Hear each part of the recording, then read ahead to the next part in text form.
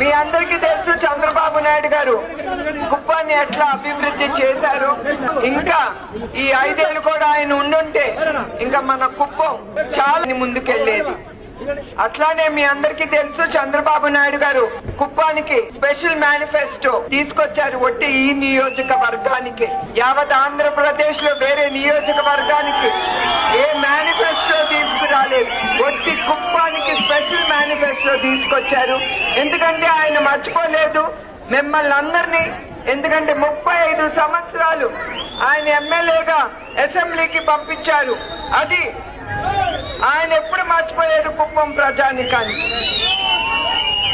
అట్లానే ఆయన తప్పకుండా మళ్ళీ సీఎం గా నుంచుంటారు. ప్రజల కోసం ఆయన రాత్రింబగలు కష్టపడి మీ అందరి సుఖ సంతోషాల కోసం ఆయన ముందుకెళ్తారు.